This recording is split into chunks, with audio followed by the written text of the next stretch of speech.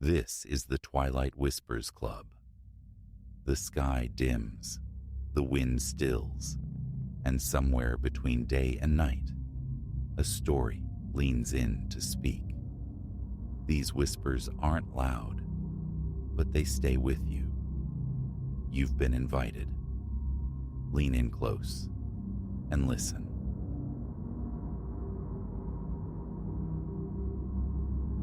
The discordance registered the instant that abrasive rasp echoed from the sublevel.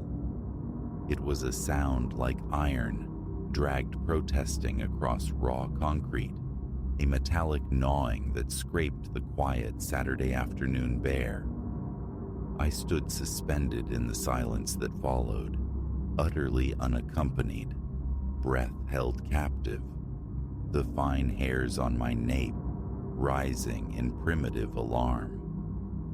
Checking the building's aged electrical veins was my supposed task. Weeks prior, I'd acquired this commercial shell, an edifice of a certain age nestled in a passable locale. The price seemed equitable. Visions of a small boutique or a leased space for some local enterprise danced in my head. During the initial walkthrough, the agent, slick and preoccupied, had made no mention of the small garage secreted away in the bowels of the building. It wasn't until later, measuring walls with my friend Leo, that we stumbled upon a narrow, unassuming door tucked behind a primary fuse box. It yielded, groaning on oxidized hinges I feared might shatter, revealing concrete steps descending into a concealed annex. The air that met us was stagnant, heavy with the scent of damp masonry and time. My phone's beam sliced through the gloom.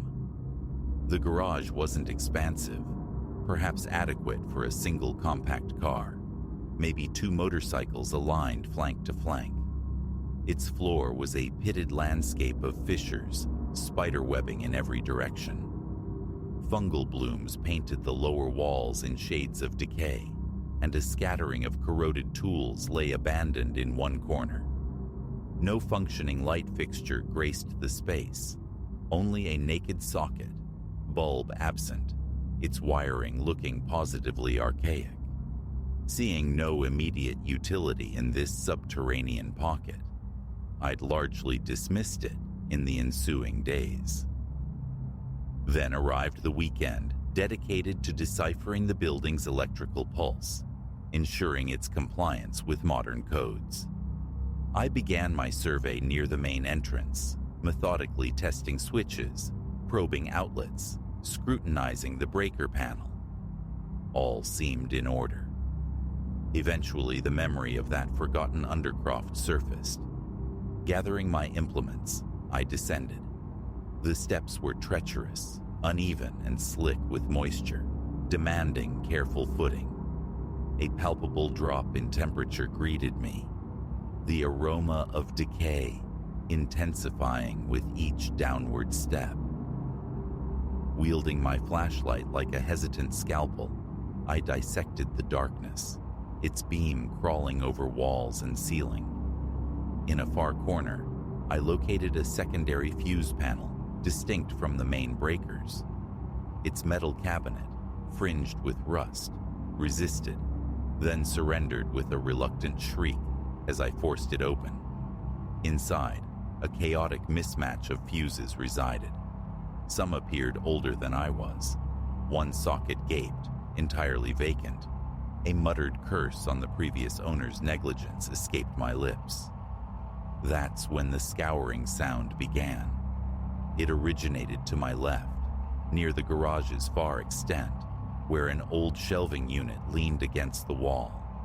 A slow, deliberate dragging of metal on concrete.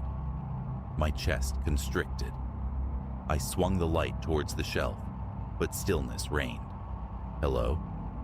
My voice, thin and reedy, bounced off the unyielding surfaces. I listened, straining against the silence. Nothing. The noise had ceased, leaving only the faint rhythmic drip of water. somewhere within the overhead pipes. Rationalization offered flimsy comfort, echoes of my own movements, the settling groans of an old structure. I navigated towards the shelf, displacing a few dusty boxes, peering behind it. Only damp concrete stared back. Disquiet settled deep in my gut, yet I returned to the fuse box. Minutes crawled by.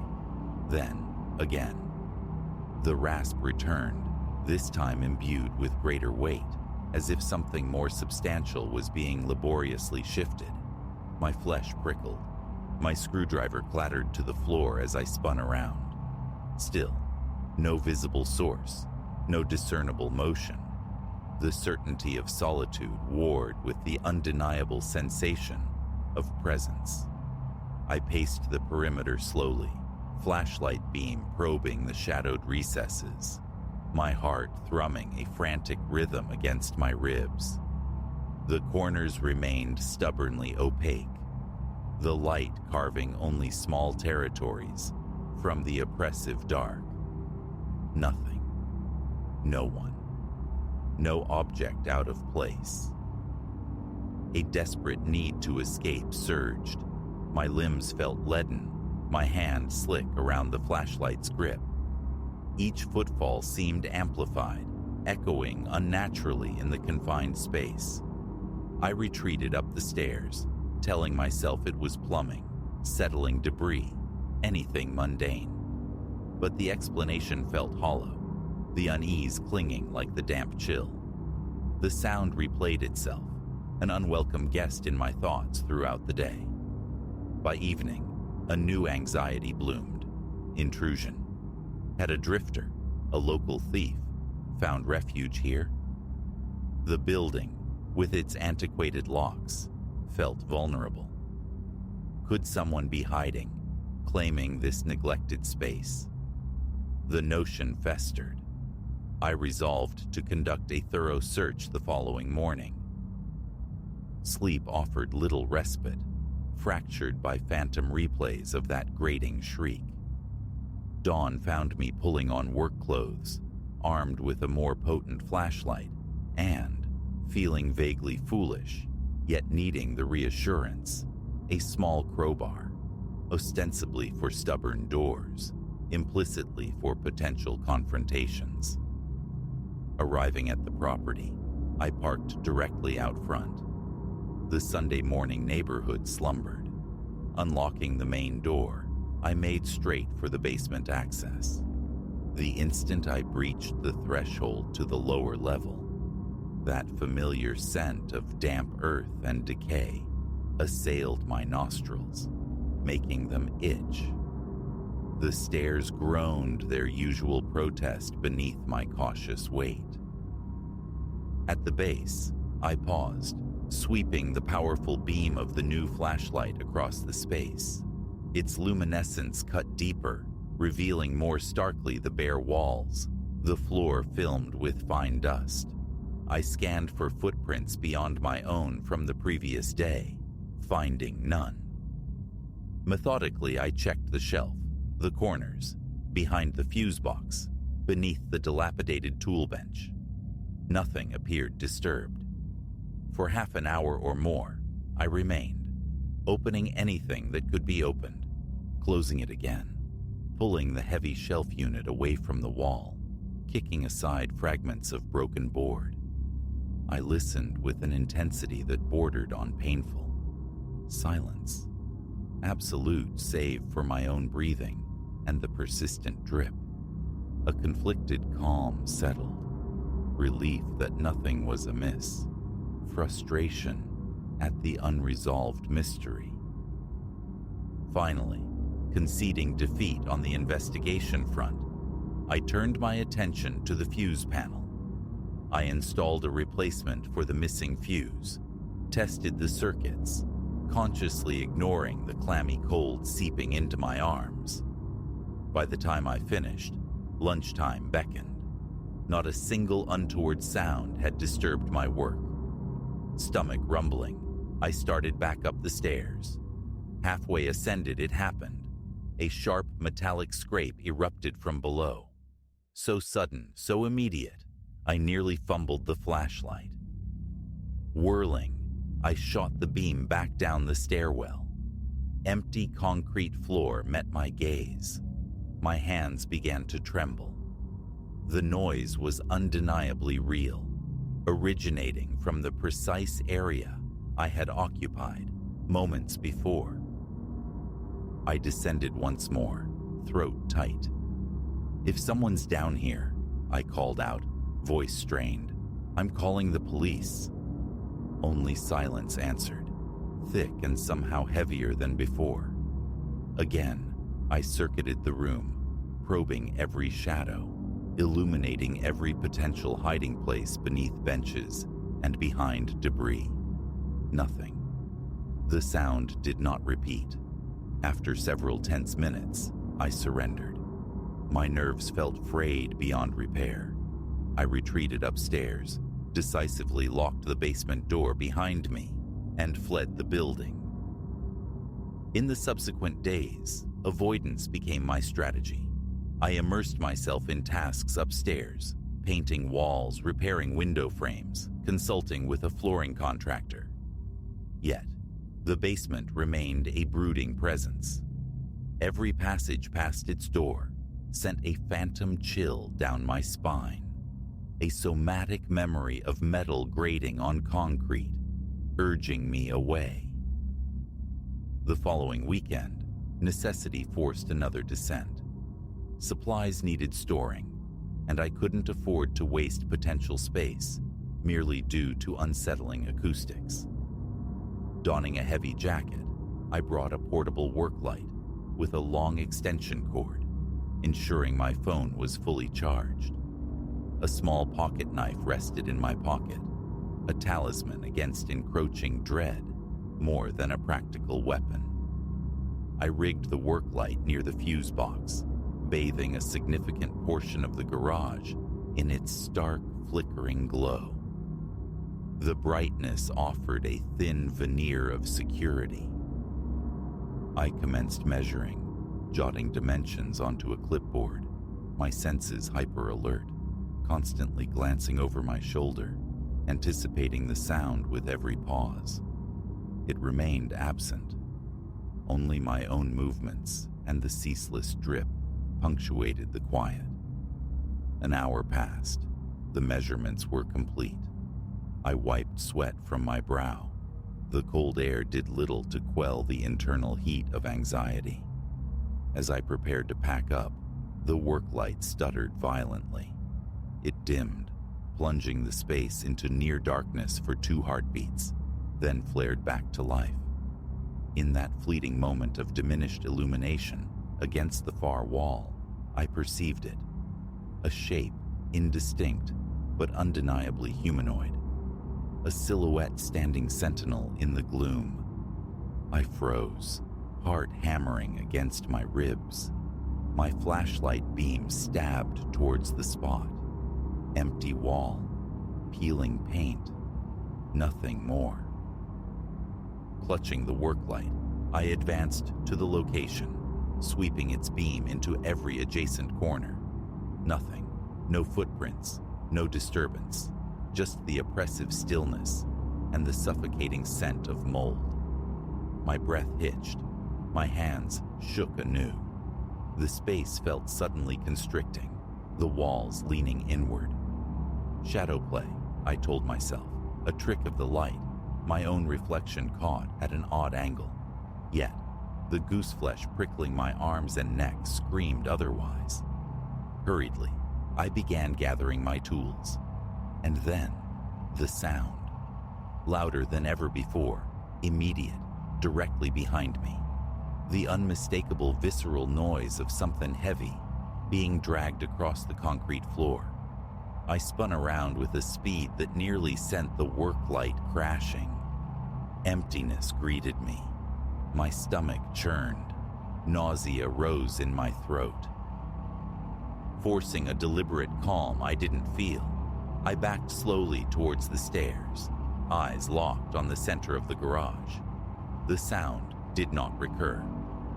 Reaching the door, I killed the lights, slammed it shut, and secured the lock. Now, whenever duty demands I venture below, the same taut expectancy grips my chest. My palms grow damp, my pulse quickens. I find myself perpetually scanning the periphery, unable to shake the feeling of observation. Sometimes, standing at the top of the stairs, I imagine I hear faint, ghostly scrapes. Other times, halfway down, a flicker of movement teases the edge of my vision. Each time, investigation reveals nothing. Yet, the space never feels truly vacant. It feels occupied by a hidden presence, waiting in the shadows. Perhaps for my departure. Perhaps for me to draw nearer. I've sought logical culprits, examined pipes for loose joints capable of mimicry, scoured walls for fissures large enough to admit animals, probed the floor for shifting plates or unstable boards. Nothing yields a rational answer. Everything appears solid, merely aged and forsaken. Occasionally doubt whispers. Perhaps it's stress, the financial pressures of renovation manifesting as auditory phantoms. But the distinctness of that sound, the metallic signature of something heavy, dragging across concrete, refutes easy dismissal. It wasn't rattling pipes or dripping water. It was something other. And the silhouette I glimpsed, that remains an unsettling enigma. When inquiries arise about the new property, my replies are vague. Coming along, needs work. I haven't shared the basement's secret. The prospect of becoming known as the proprietor of the weird garage or the haunted building holds no appeal. This city trades sufficiently in rumor. Yet, the question of how to proceed looms large. Security cameras? The thought of capturing definitive proof of something lurking in that darkness is, paradoxically, more terrifying than the uncertainty. For the present, the basement remains under lock and key, a heavier padlock now, the frame reinforced. From the upper levels, silence mostly prevails, though sometimes, in the building's quietest moments, when I am alone, I catch that faint, distant rasp. A sliver of ice traces my spine with each occurrence. It has reached the point where simply walking past that basement door instills a visceral reluctance. Plans for utilizing the space have evaporated. Avoidance is paramount. When descent is unavoidable, my movements are swift, purposeful.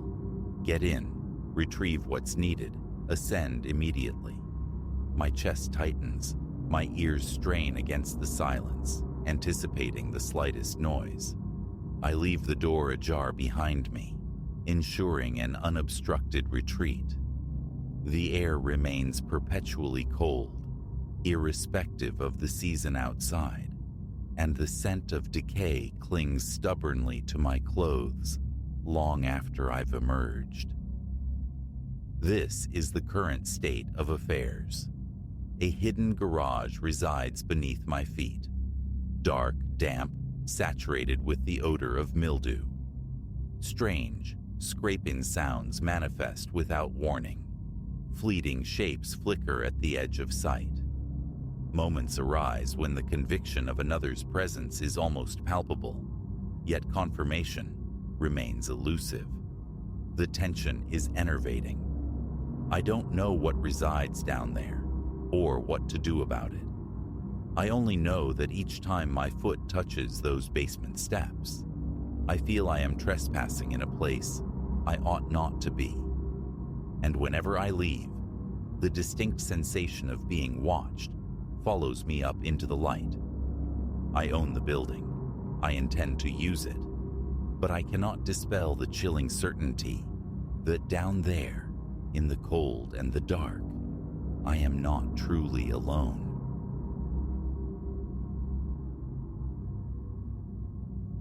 Those fissures scoring the motel room walls, they were the first real sign, the jagged confirmation of a catastrophic error in judgment. By the time their depth registered, retreat was no longer an option. The night, yawning wide, was poised to swallow me whole into a waking dread. Endless asphalt had blurred behind me for hours, my eyelids leaden weights against the hypnotic drone of the engine. Then, piercing the velvet black, the neon calligraphy of the last stop inn pulsed, an electric siren promising oblivion, a few stolen hours of repose before the highway reclaimed me. Fool that I was, I answered its call, instead of pushing onward into the concealing dark. The parking lot breathed emptiness, holding only the skeletal forms of 2 derelict pickups and my own travel-stained sedan. Within the office, a cramped cube thick with the ghosts of stale tobacco and cloying chemical pine, a gaunt figure folded behind the counter. His skin, like old parchment stretched over bone, seemed translucent in the weak light, his gaze lost in the static hiss of an ancient television. He barely acknowledged my presence, sliding the key to room 13 across the worn laminate without meeting my eyes. "Checkout's 11, he muttered, a dry rasp, already receding back into the flickering cathode glow. I failed to register the swift, furtive glance he cast towards the door as I turned, the almost imperceptible tremor in the hand that relinquished the key. Exhaustion, a heavy shroud, muffled my instincts, blinding me to the subtle alarms. A strange lengthiness marked the walk to my designated room. Under a starless sky, the crunch of loose gravel beneath my shoes and the distant thrum of unseen traffic were the only ruptures in the profound quiet. Reaching the door marked 13, a sudden reluctance stayed my hand. A prickle of unease I dismissed as mere road weariness. I turned the knob and pushed inward. The room conformed to the bleak expectations of its price point, wallpaper peeling like sunburnt skin, a bed that bowed sorrowfully in the middle, a television relic from a bygone era. But it was the walls that seized my attention, demanding it. Through the meager light filtering past threadbare curtains, I saw them. Not mere scratches, but gouges, deep furrows plowed into the plaster and paint. They spiderwebbed across every surface, a frantic tapestry of damage. Some were short, violent bursts, others, long, slow drags that spoke of immense, deliberate pressure, reaching even onto the textured ceiling. My overnight bag slipped from my grasp, fatigue instantly incinerated by a rising chill. I drifted closer, tracing the contours of the violation. Not confined to a single wall, the desecration was universal. Certain marks bore the patina of age, their edges softened, worn smooth by time or touch. Others looked brutally fresh, the paint around them still curled back like torn flesh. An involuntary shiver traced my spine as my fingertips explored the grooves. What force could inflict such wounds? And why leave them exposed, a raw testament to some past violence? My immediate impulse was flight. Demand another room, demand my money back, demand escape from this unsettling space. Yet, as my hand closed around the interior doorknob, a sound arrested me. A faint scritch, delicate but distinct, originating from somewhere within the room itself. I froze, my pulse leaping against my ribs. Silence fell, heavy and watchful, before the sound resumed, louder now, unmistakably issuing from the bathroom. Every nerve screamed retreat, urged me to flee, yet some morbid compulsion drew me towards the closed bathroom door. The scratching intensified, escalating into a frantic scrabbling, underscored by a low guttural vibration that resonated deep in my chest and raised the hairs on my nape. My hand, trembling uncontrollably, reached for the knob. The instant my skin grazed the cold metal, the sounds ceased. Utter silence descended, a vacuum more terrifying than the preceding noise. How long I stood there, fused to the spot, hand hovering, fear a physical paralysis, I cannot say. Eventually, I managed a backward step, then another, my gaze locked on the impassive barrier of the bathroom door. My heel struck the bed frame, the jolt nearly launching me into the air. Whirling around, my breath hitched. There, partially obscured by the dusty bedskirt, lay a journal. Its leather cover was scuffed and deeply scored, an uncanny echo of the ravaged walls. With hands that shook violently, I retrieved it. The pages, brittle and yellowed, were dense with looping, desperate script, punctuated by stark warnings. Fragments leaped out. It wakes when darkness falls. Shun the looking glass. The walls listen. The scratching never ends. The final entry, penned in a spidery, disintegrating hand, offered no solace, only confirmation. If you are reading this, you are already marked. It knows you share its space. A deafening crack erupted from the bathroom, sending the journal tumbling from my nerveless fingers. The door shuddered violently in its frame, bowing inward as if under the assault of a battering ram.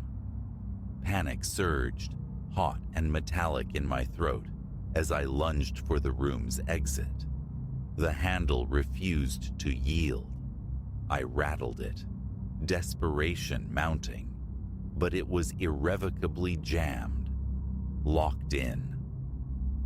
The assault on the bathroom door intensified, a furious, rhythmic pounding. Wood splintered audibly, hinges groaned their imminent failure.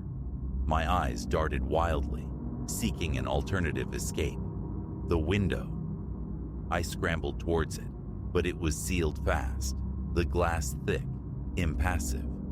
Turning back, frantic, my gaze snagged on the tarnished mirror affixed to the wall. For one heart-stopping fraction of a second, its surface held more than my own reflection. A silhouette, hunched and wrong, anatomy twisted, eyes burning with a cold phosphorescent light. I blinked, and the apparition vanished. With a final explosive report, the bathroom door imploded, showering the room in wooden shrapnel.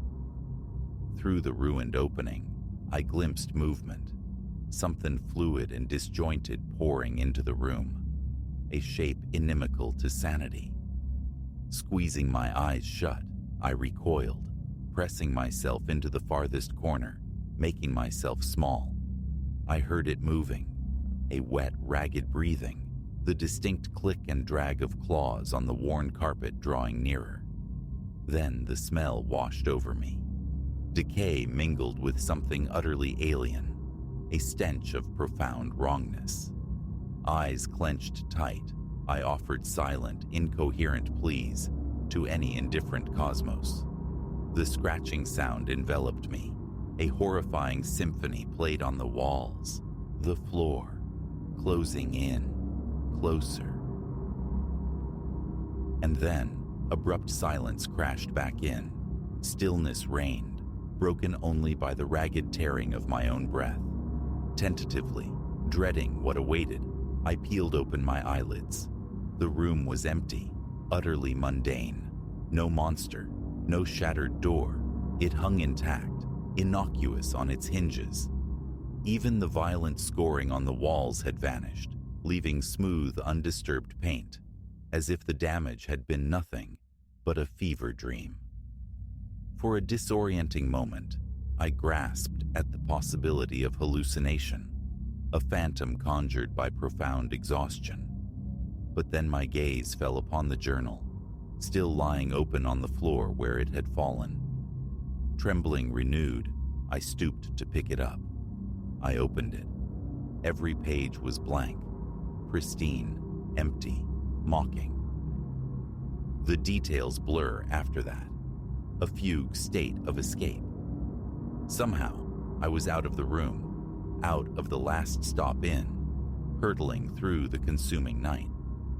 I drove until the sun clawed its way above the horizon, until 2 state lines lay between me and that place. I tell myself it was a nightmare, vivid and terrible, born of fatigue and isolation. Yet sometimes, in the deepest hours, when the world sleeps, I hear it. That soft, insistent scritch, just beyond my own bedroom door. And I know, with a certainty that chills my marrow, that the presence from that room persists, watches, waits. Occasionally, catching my own eye in a reflective surface, I see a fleeting distortion, a momentary shift, eyes that gleam in the dimness, a smile revealing far too many teeth. Motels are relics of a past I can no longer inhabit. Sleep itself is a fraught territory, seldom visited, because the truth is branded on my soul.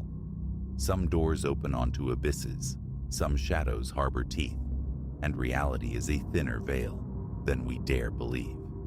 And I know, with chilling finality, that someday the scratches will reappear on my own walls. The journal will materialize, its blank pages hungry for a new final entry, and the entity from room 13 will arrive to conclude its unfinished business. Until that inevitable dawn, I drive. I keep moving, never settling, never resting too long, because perpetual motion feels like a shield, a desperate pretense of safety, but the knowledge remains, cold and hard. There is no true escape from room 13. Not ever.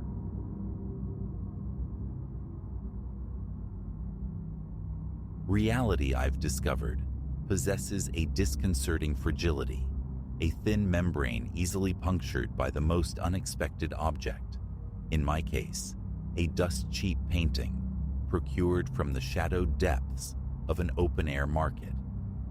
The day it crossed my threshold marked the precise moment the world began to tilt off its axis. I feel compelled to recount this sequence, the unvarnished progression of events, stripped of artifice or plea. This isn't a bid for solace, it's an anchor, a desperate attempt to map the descent before the self dissolves entirely. I first glimpsed it tucked away in the chaotic rear of a stall, overflowing with forgotten histories. The proprietor, a gaunt man whose shirt seemed woven from wrinkles, offered only a flicker of disinterested acknowledgement. Propped against the fractured leg of a chair, the painting presented itself, a formal portrait, likely Victorian, depicting a gentleman swathed in severe black, poised against a backdrop churning with bruised, stormy grays.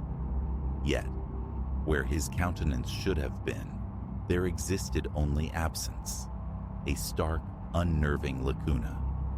A peculiar gravity emanated from it, a silent summons I couldn't rationalize but felt powerless to ignore. When I inquired about the price, the vendor merely shrugged, his gaze drifting past me before naming a sum so negligible it felt almost like theft, not to acquire it. Money changed hands. The canvas, cool and surprisingly heavy, found its place beneath my arm. Back within my own walls, I leaned the painting against the baseboard in the living room, lacking an unoccupied nail, and uncertain of its rightful place. For several minutes, I stood transfixed, scrutinizing that blank expanse, searching for the faintest ghost of eyes, a nose, a mouth. Nothing. Just a smooth vacancy, as if time itself had meticulously erased the identity within. The subject's posture was stiff, one hand resting possessively on an ornate carved table, clad in a high-collared jacket.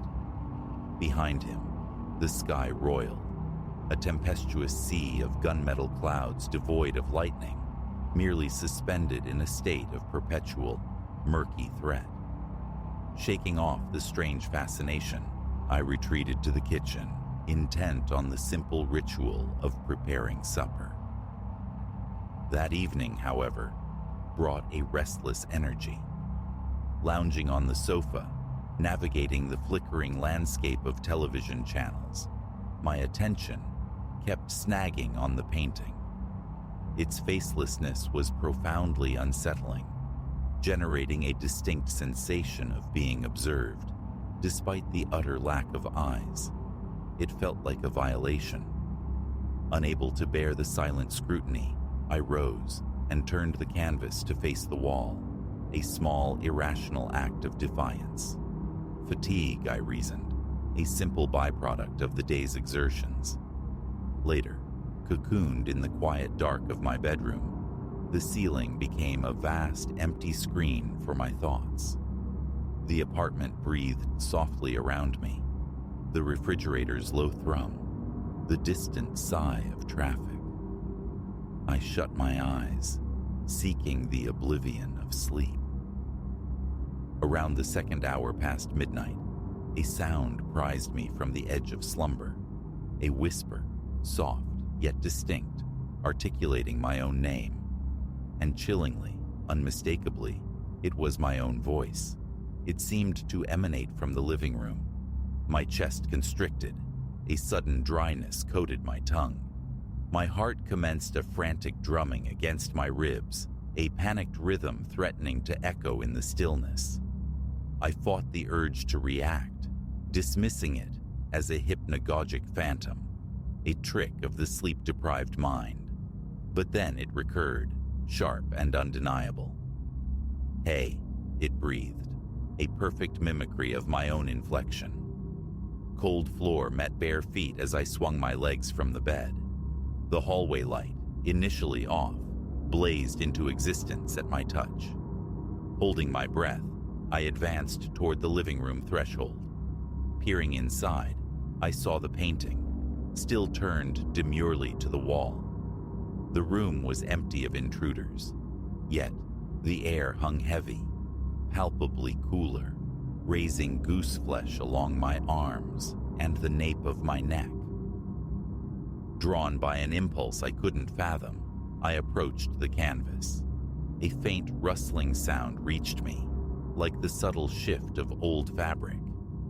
Logic screamed absurdity, yet an undeniable compulsion urged me to rotate the painting, to confront whatever change might have occurred.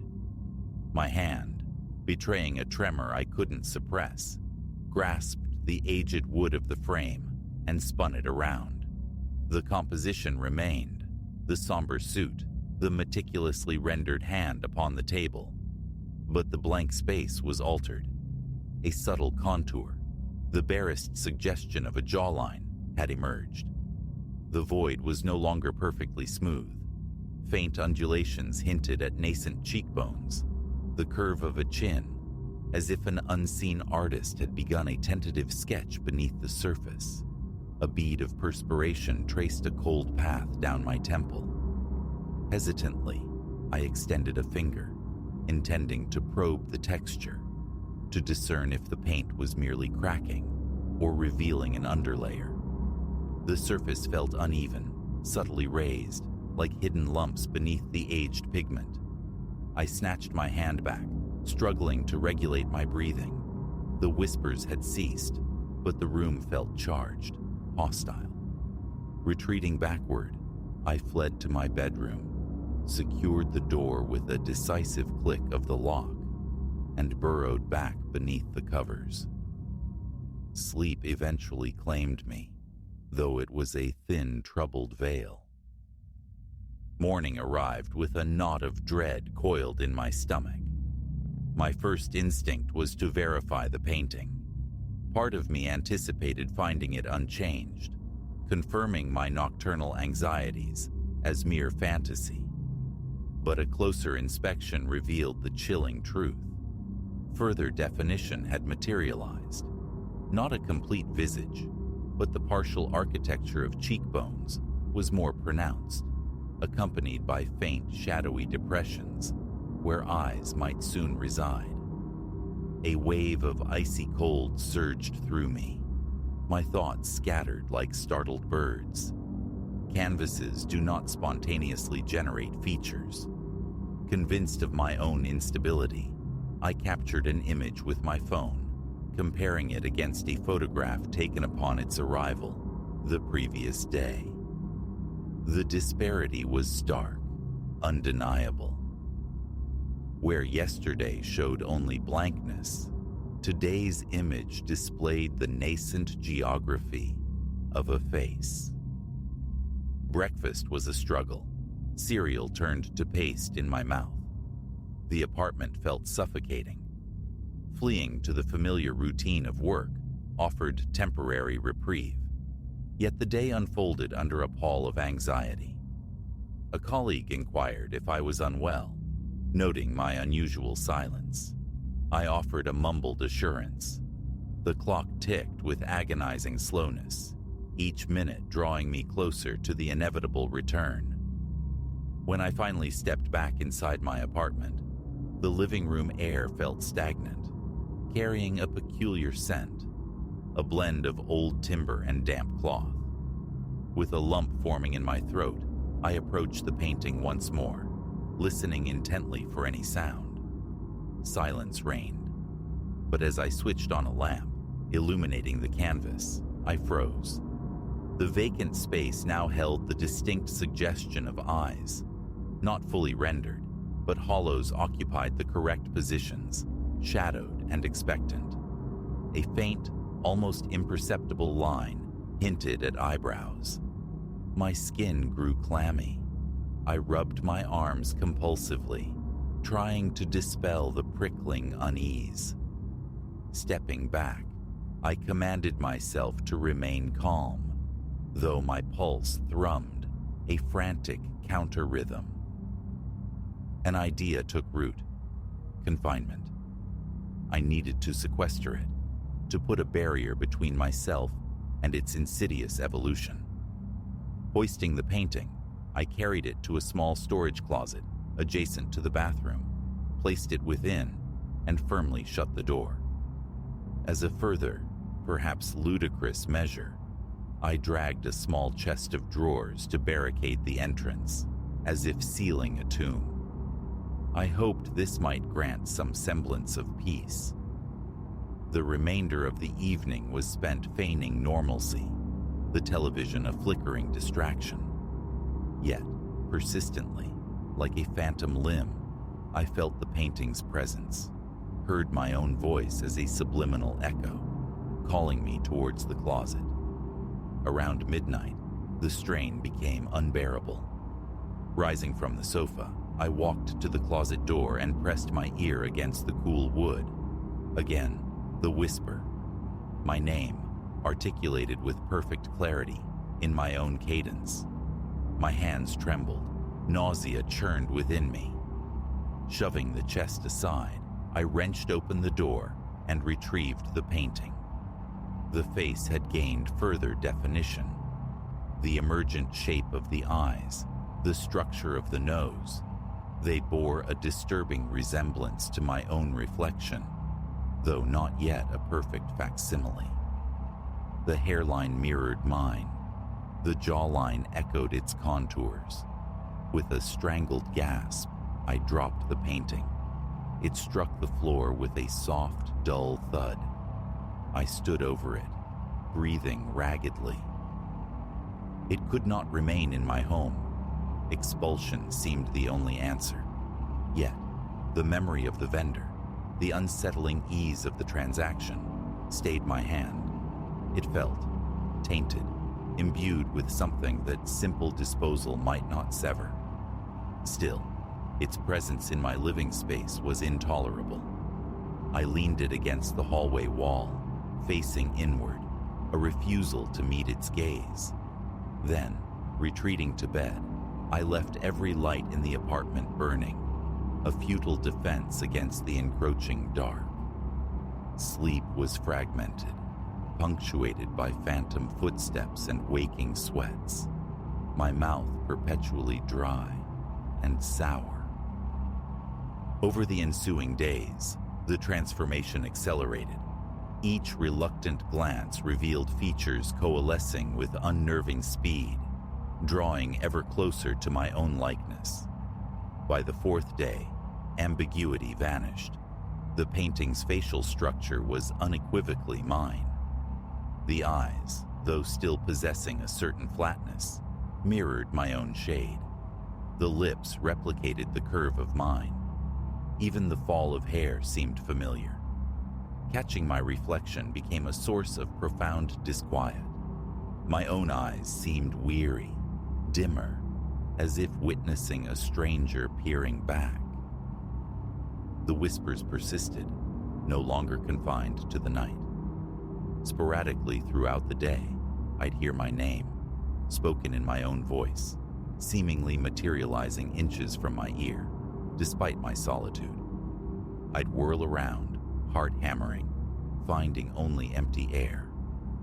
Once, mid-afternoon, the disembodied whisper sounded so close behind me that I dropped a stack of plates, the ceramic shattering with explosive force, nearly sending me stumbling.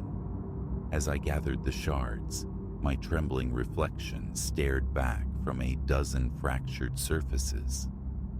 A terrifying scrutiny began. Was my own face changing, fading, its substance migrating to the canvas? Night offered no sanctuary. Lying rigid in bed, every creak of the building, every distant siren, became amplified, imbued with sinister significance. Footsteps seemed to pace the hallway, just beyond my door. Often, I would rise and stand at the threshold, peering into the dimly lit passage at the dark rectangle propped against the wall. It felt like a siphon, drawing something essential from me. A numbness would creep into my limbs, a leaden weight settling in my chest. My throat felt perpetually constricted. The thought, sharp and terrifying, that I was losing my mind warred with the undeniable evidence of the painting's metamorphosis. It was real. One night, galvanized by a desperate surge of resolve, I decided to confront it. I illuminated every corner of the apartment, bathing it in harsh, artificial light. I stood the painting on a chair, forcing myself to study it intently. Running my fingertips across the painted surface, I recoiled. It felt strangely warm, almost like living tissue. My stomach lurched, my breathing grew shallow. Minute details leaped out, chillingly familiar. A faint scar high on my forehead, the specific curve of my earlobe. Pressing a hand flat against my chest, I tried to anchor myself against the rising tide of panic. "What do you want?" The words emerged hoarse, swallowed by the oppressive silence. I waited, muscles taut. A tingling sensation spread through my arms, a peculiar pressure building behind my eyes. Then, the whisper returned, insidious and close. "Come closer." Blind terror surged, and I reacted instinctively, shoving the painting violently. It tumbled to the floor, landing face up, the frame biting into the carpet pile. I stood above it, panting, mind racing, trapped between fight and flight. From a kitchen drawer, I retrieved a roll of heavy-duty tape. With frantic, clumsy movements, I began to bind the frame, attempting to seal the image away. The urge to cover the face entirely warred with a visceral revulsion at touching it again. My hands shook so violently that tearing the tape became a monumental effort. I managed to obscure most of the canvas, though parts of the face remained stubbornly visible through gaps. Shoving the bound object into a large black refuse sack, I dragged it into my bedroom. A foolish relocation, perhaps. If it could whisper across rooms, surely a bedroom wall offered no true barrier. Yet the act felt necessary, a desperate attempt to regain some control. I hid it behind the bed. That night, the whispers escalated into a soft, pervasive chant of my name. It was an unending, recursive echo in my own voice, seeming to originate from everywhere and nowhere simultaneously. I clamped my hands over my ears, shouting, "Stop it!" into the empty air. But the litany continued, relentless. My body locked in tension, neck rigid, eyes burning from exhaustion. Eventually, mercifully, oblivion claimed me. I awoke abruptly in the thin gray light of pre-dawn. The chanting had ceased. Turning, my gaze fell upon the refuse sack slumped in the corner. Was it my imagination, or did I perceive a faint stirring within, as if the contents shifted? I didn't investigate. A profound nausea washed over me. My eyes stung, and I felt the damp track of tears on my cheeks. My chest felt banded with steel. Something definitive had to be done. Forcing myself through the motions of dressing, I hefted the bagged painting and carried it towards the exit. I moved stealthily, anxious to avoid neighborly curiosity. Inside the descending elevator, a faint whisper slithered from the sack, raising the hairs on my arms, but I pressed onward. I drove for perhaps 10 minutes, circuits of the familiar neighborhood blurring past, searching for an appropriately anonymous dumping ground. But my thoughts snagged on a terrifying loop. What if discarding it wasn't enough? What if, like some cursed object of folklore, it simply found its way back? Defeated, I turned the car around, the painting a silent, malevolent passenger on the seat beside me. Re-entering my apartment felt like crossing the threshold into a cage. A wave of mingled frustration and terror weakened my legs. My mouth tasted metallic with anxiety. I deposited the sack on the living room floor. Standing over it, breathing hard, I heard my voice again. Calm, almost conversational. "You're almost ready," it stated. Dizziness swept over me. I sank to my knees, staring at the black plastic shroud, clenching and unclenching my fists, trying to ground myself in the rough texture of the carpet beneath my palms. After several long moments, I rose and tore open the bag. The duct tape lay in shreds, ripped and curled, as if breached from within. The painting's face was now complete. Not an approximation, not a resemblance, but my face, rendered with terrifying fidelity. Even the expression held a disquieting familiarity, a subtle twist I recognized from my own unguarded moments. Bile rose in my throat. My head began to throb. With trembling hands, I dragged the painting upright, leaning it against the wall once more. My palms were slick with sweat. My heartbeat hammered in my ears. Thought became difficult, fragmented. My reflection, caught in the glass of a framed photograph nearby, seemed unnaturally pale, my eyes lacking their usual depth, as if the color was leaching away. Wiping perspiration from my brow, I fought for steady breaths. The question echoed, stark and terrifying. Was I still me? I looked from my reflection to the painted eyes. They seemed sharper, imbued with a chilling vitality.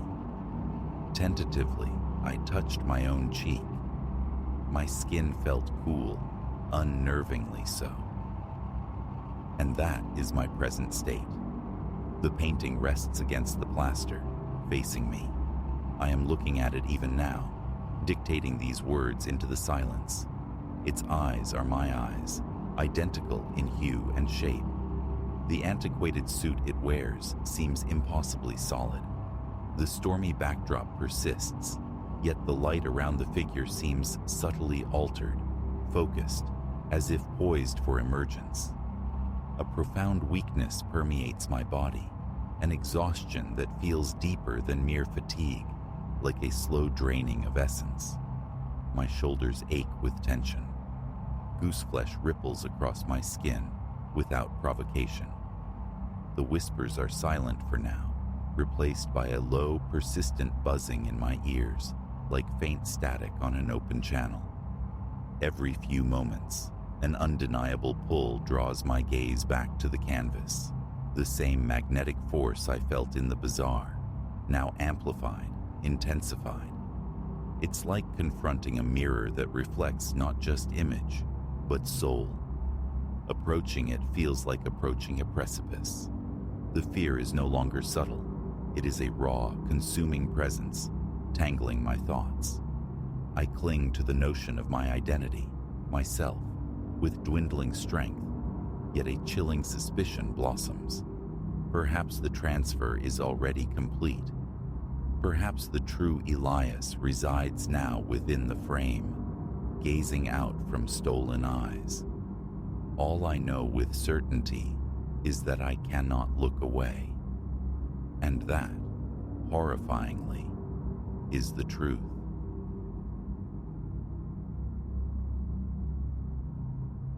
My therapist, citing the city's relentless thrum as the root of my frayed nerves, had prescribed sanctuary, a weekend steeped in quietude. Online, amidst sterile chain hotel offerings, the listing for Havenwood Manor bloomed, a sepia-toned promise. Its photographs depicted a grand Victorian dame, swathed in a wraparound veranda, lace-like captured breath fluttering at open windows, gardens spilling forth in storybook profusion. Testimonials lauded its profound peace, praising the proprietress, an Eleanor, for her gift of making souls feel instantly sheltered. I yielded, clicking, confirm, already envisioning dawns sweetened by coffee, afternoons lost among pages and petals. Havenwood materialized exactly as rendered, its white facade luminous under the afternoon sun as my car crunched onto the gravel drive. Before my fingers could brush the bell pull, the heavy oak door swung inward.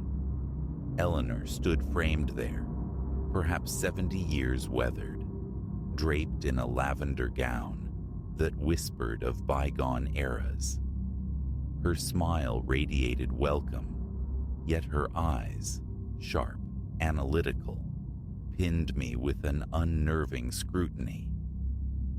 "Ah, welcome, welcome," she breathed, drawing me into a foyer dense with the scent of lilies and lemon oil. Ornate furniture crowded polished floors. Bookshelves groaned under leather-bound spines. Blooms erupted from porcelain vases at every turn. Exquisite, yes, but suffused with an unnerving quality. The profound stillness of a diorama, meticulously arranged and airless. "You have Havenwood entirely to yourself this weekend," Eleanor murmured, her voice a low hum as she guided me towards the grand staircase. "The bustle has subsided. You've chosen a tranquil interlude." She paused on the landing, her gaze locking with mine again. "Are you accustomed to solitude, my dear, in your daily life?" The question, draped in solicitousness, landed like a stone.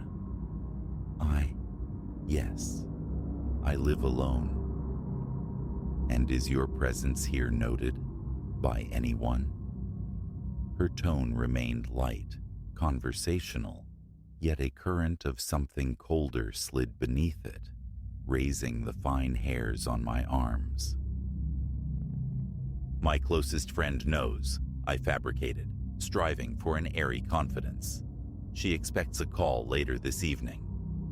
Eleanor inclined her head slowly, a gesture less of acceptance than of quiet classification. She led me onward to my chamber, a vast corner room dominated by a 4-poster bed, draped in heavy velvet, and an age-spotted vanity mirror.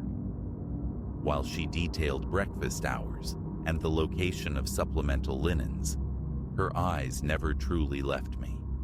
I felt dissected, each flicker of expression seemingly noted and stored away. That night, the silence I craved proved elusive. Beneath the covers, book open but unread, my ears strained against the house's nocturnal language.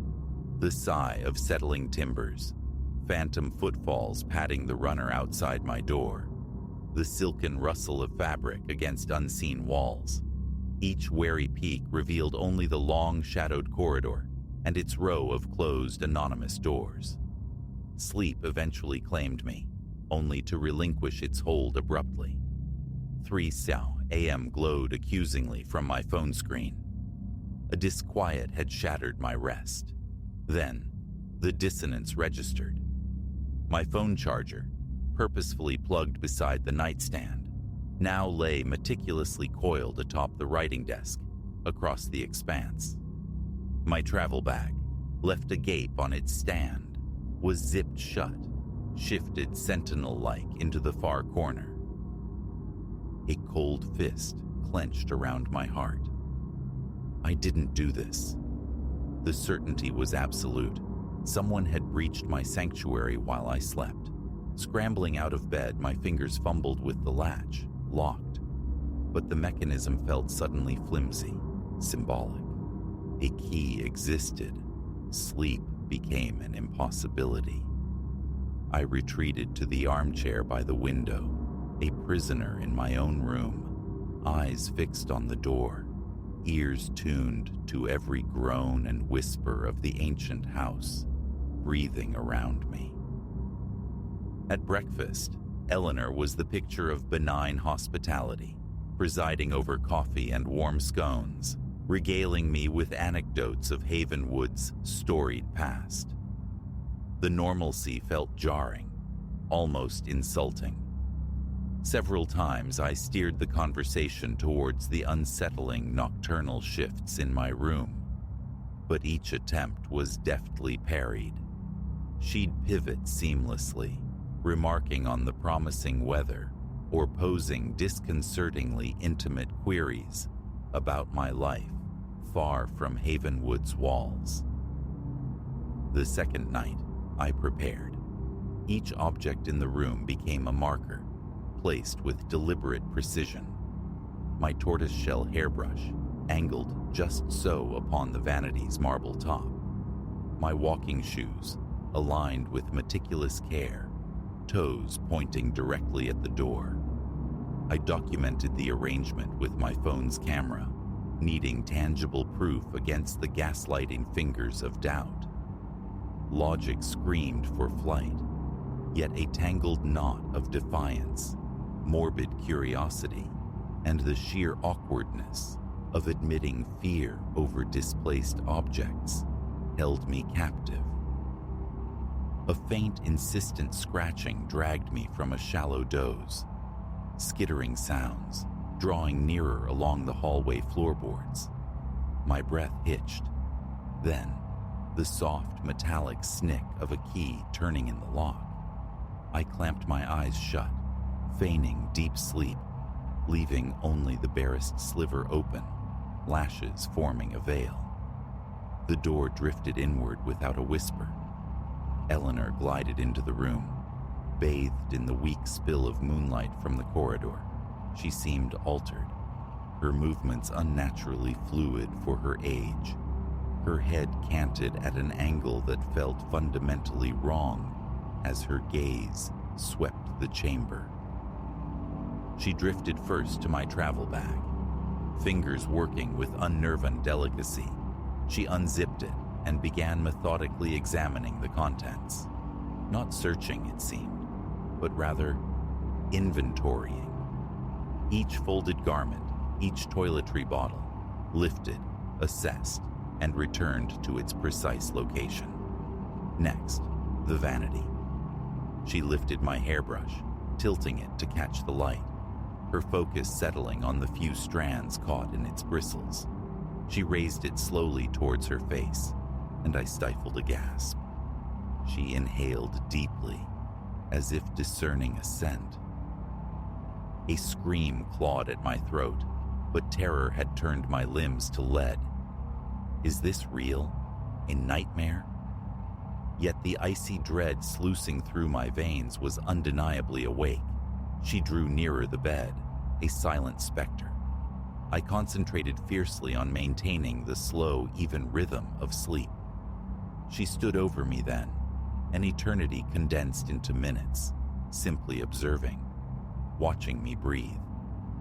Then, a hand reached out, skeletal fingers hovering before settling lightly on the pillow beside my temple. The briefest, chilling brush against the ends of my hair. An involuntary shudder racked my body. Her hand retracted instantly. Without a sound, ethereal and swift, she retreated from the room. The lock clicked shut, sealing the violation. Before the echo of her departing steps had fully dissolved into the house's creaks, I was throwing clothes into my bag, adrenaline overriding exhaustion. Midnight, unpaid bills, none of it mattered. Escape was the only imperative. Suitcase bumping against my legs, I stole down the darkened staircase. Leaving us so soon, Clara? The voice emerged from the Stygian gloom of the drawing room, startlingly close. Eleanor materialized from the shadows, seated in a tall wingback chair, rocking gently, though the motion seemed disconnected from the furniture itself. No lamps were lit. The room swam in near-total darkness. I don't feel well, I stammered, my voice thin. I should return home. A pity, she sighed, her tone drifting, almost wistful. I have so enjoyed observing your slumber. It's been an age since Havenwood hosted such a restful guest. I bolted, stumbling down the porch steps towards the sanctuary of my car. Keys trembled in my grasp. A final compelled glance backward, Eleanor stood silhouetted in the open doorway, still swaying with that gentle, unearthly rocking motion, though no chair supported her now. The drive back was a blur of high beams and frantic speed on deserted back roads. Once inside my own apartment, the longest, hottest shower I'd ever taken failed to entirely sluice away the feeling of being watched, cataloged. Later, attempting to warn others, I searched for Havenwood Manor online. The listing, the photos, the glowing reviews, all gone, utterly vanished, as if swallowed by the digital ether. Sometimes, doubt whispers. Perhaps exhaustion and stress conjured the phantom touches, the moving objects. But then, unpacking a forgotten scarf, I'll catch it. That faint, specific scent of Havenwood, dry lace and dust overlaid with something indefinably other. And the image floods back. Eleanor, motionless in the dark, observing my sleep. Weekend retreats still call, but now I seek the anonymity of chain hotels, the impersonal click of keycards, the reassuring murmur of neighboring guests. And the deadbolt, the one operated solely from within, is always, always engaged.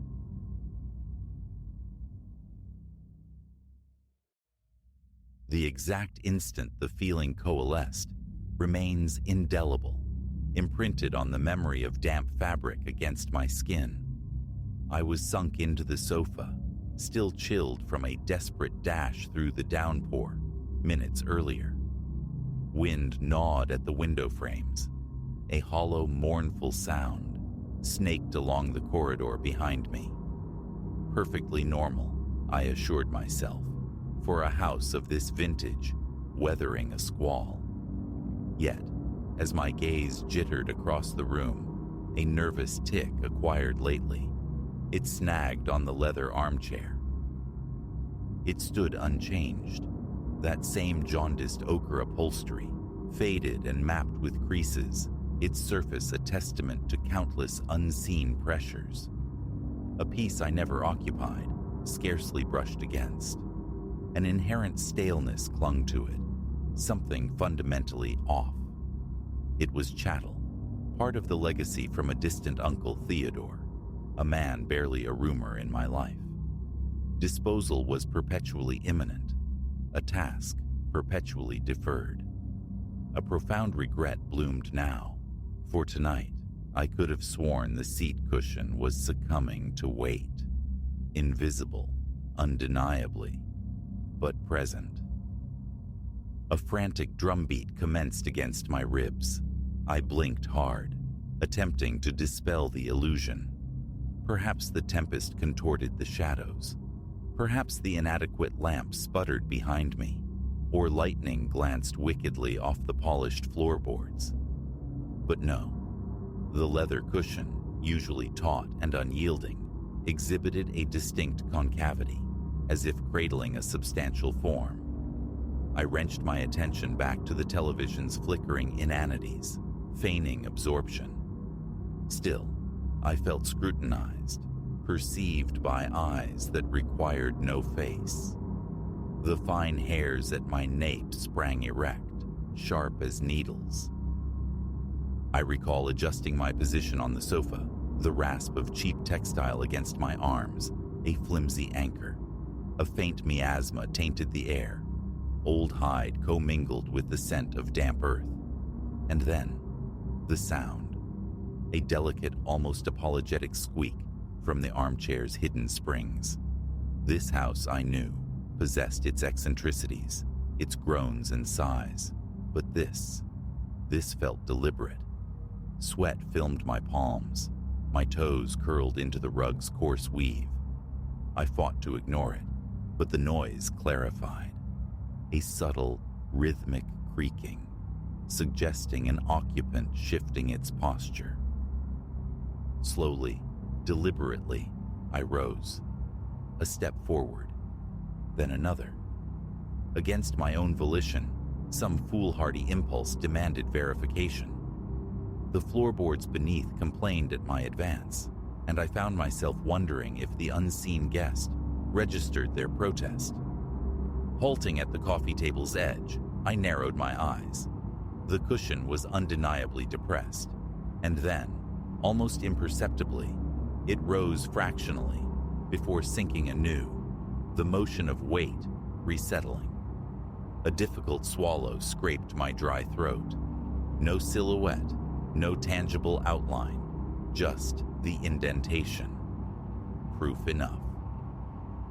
Retreating to the sofa, my breath came in ragged bursts, my chest constricted. Outside, the rain intensified its assault, hammering the glass panes, the storm's rumble seeming to coil around the house possessively.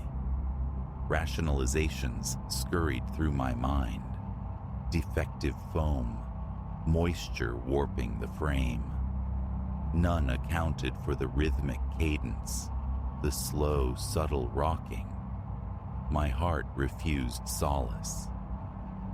Sleep was an impossibility that night.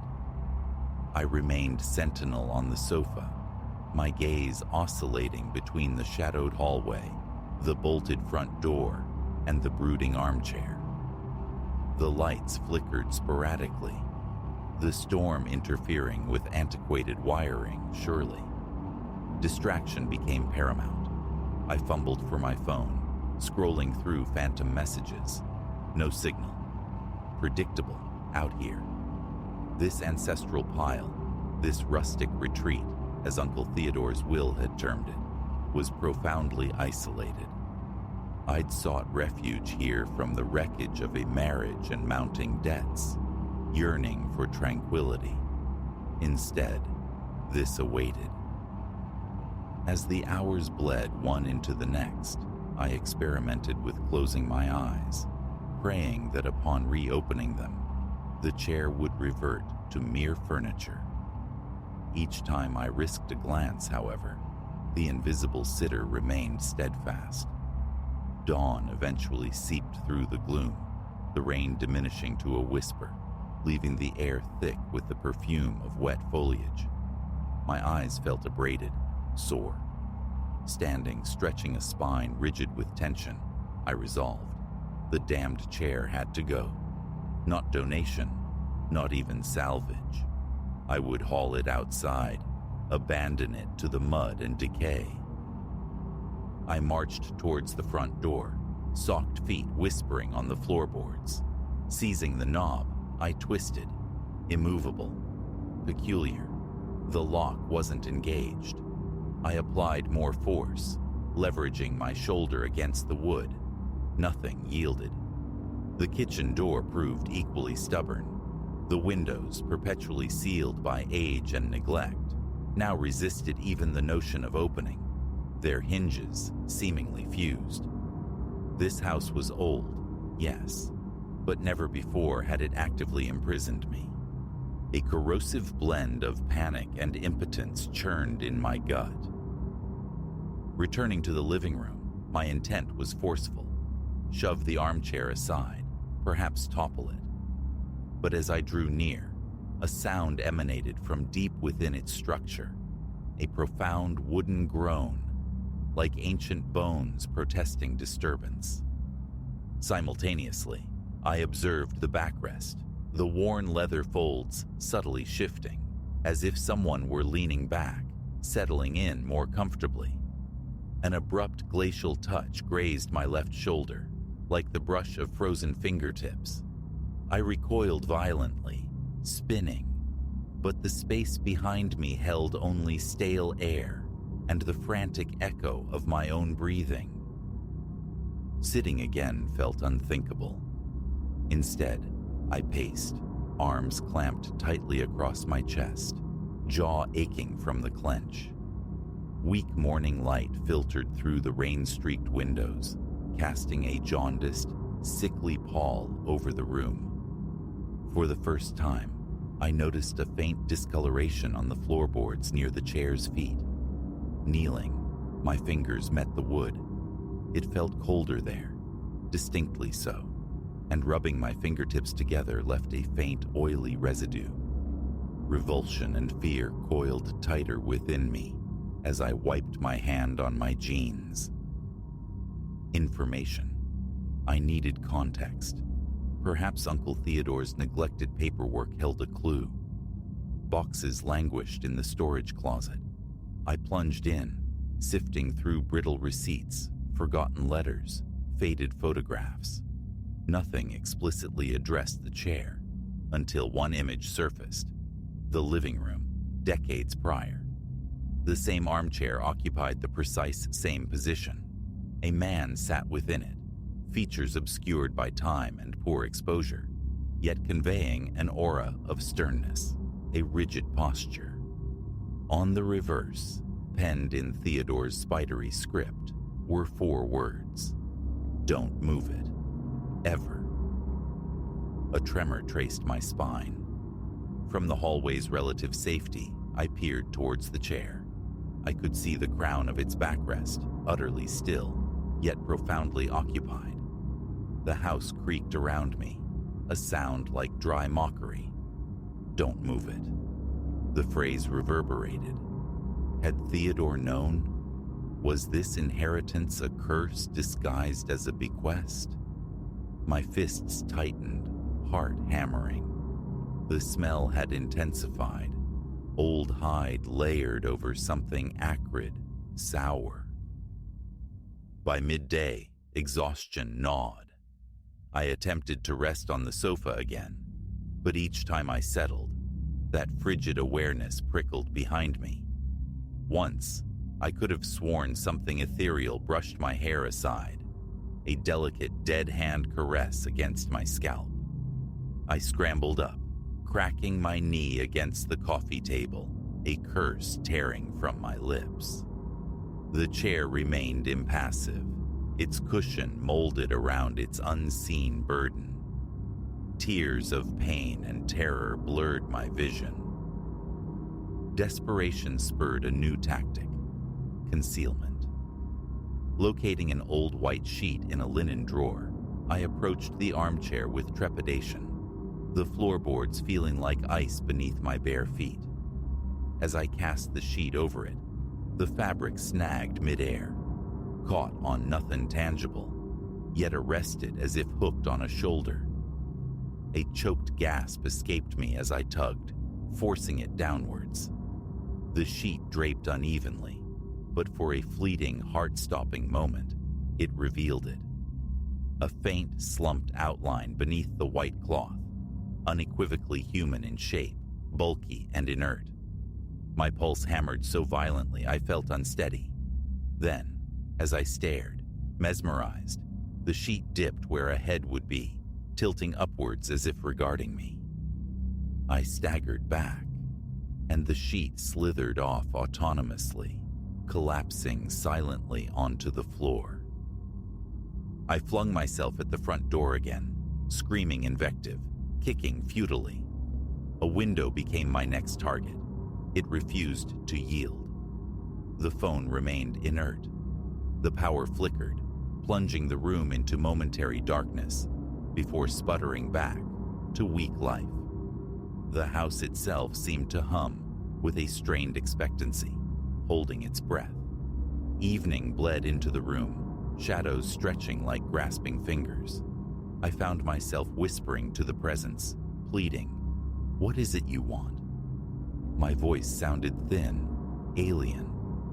I circled the room, the solitary lamp in the corner casting long, distorted shapes. The armchair's leather gleamed faintly, highlighting the deep indentations, the network of scratches. Had they always seemed so profound? The thought of immolation surfaced. I stumbled to the kitchen, retrieved a box of matches. My hands trembled so violently that half the sticks scattered across the linoleum. Returning, I stood before the chair, struck a match. The tiny flame wavered. The presence remained undisturbed. As I brought the flame closer, a sudden localized puff of cold air extinguished it. A second match met the same fate. It was as if the invisible occupant gently blew it out, a calm assertion of control. Nausea surged, and I lurched towards the bathroom, retching into the basin. Cold water splashed on my face offered little relief. My reflection confronted me, eyes wide with terror, forehead slick with sweat, stubble stark against pale skin. Glancing back at the mirror just before turning away, I swore I saw it. A fleeting, indistinct silhouette hovering in the doorway behind me. I spun. Nothing. But the reflection, for that split second, had shown a vague suggestion of a head and shoulders framed in the bathroom entrance. Heart thundering against my ribs, I crept back into the hall, striving for silence. The house felt altered now, the walls subtly leaning inwards. Back in the living room, a new horror awaited. The armchair had shifted, no longer oriented towards the television. It was now angled slightly, facing my general direction. The floorboards groaned under my weight as the sour, musky odor intensified. An image flashed. The stern-faced man from the photograph. Was it him? Still here? Tethered? Night fell with oppressive finality. Heavy rain resumed its insistent drumming against the glass. I resumed my frantic pacing, massaging temples that throbbed with tension. My legs felt leaden. A sharp ache lodged itself between my shoulder blades. Each time my gaze fell upon the chair, I perceived infinitesimal shifts, the leather seeming to ripple as if with breath. I tried shoving the coffee table aside, but it snagged stubbornly on a warped floorboard. Frustration detonated. "Leave me alone," I screamed, my voice cracking. The sole reply was a soft, almost contemplative squeak of springs. My knees buckled, and I collapsed onto the sofa. Instantly, something gripped my shoulder, firm, substantial, and icily cold. A raw scream tore from my throat as I lunged forward. Nothing was there. Yet the pressure lingered, a residual chill seeping into my muscles, inducing tremors. Time lost all meaning. My eyelids drooped with exhaustion, but true rest remained elusive. Whenever consciousness threatened to slip away, a soft susurration would begin, like leather whispering unintelligible secrets.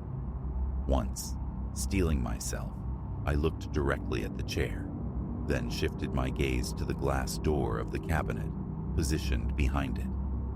There, in the dim, reflective surface, a faint silhouette materialized. A suggestion of a head, broad shoulders, hands perhaps gripping the armrests. I froze, blood roaring in my ears. The reflection seemed momentarily more defined, still nebulous, but undeniably there. When I looked back at the chair itself, nothing visible, only the persistent indentation. Hours crawled by. My thoughts spiraled into despair, escape, freedom. I seized a dining chair and hurled it at a window. The heavy wood struck the glass with a sickening thud, but it held fast, resilient as stone. Turning back, defeated, I saw the armchair had pivoted again, now confronting me almost squarely. Its unseen gaze, if it possessed one, felt inescapable. It dominated the space, pinning me with its silent scrutiny. Eventually, the futility became crushing. The house refused egress. The chair refused release. I slid down the wall until I sat slumped on the floor, breath catching in ragged hitches, tears stinging my eyes. The storm raged outside, a symphony to the silent war within. My mind raced, grasping at straws. Feign sleep, capitulate somehow. In the final, torturous hours before dawn, huddled against the wall, my body racked with silent convulsions, I risked one last glance at the cabinet's glass door. The silhouette flickered into sharper focus for a heartbeat, a broad figure, leaning slightly forward, as if observing me with dark, detached curiosity.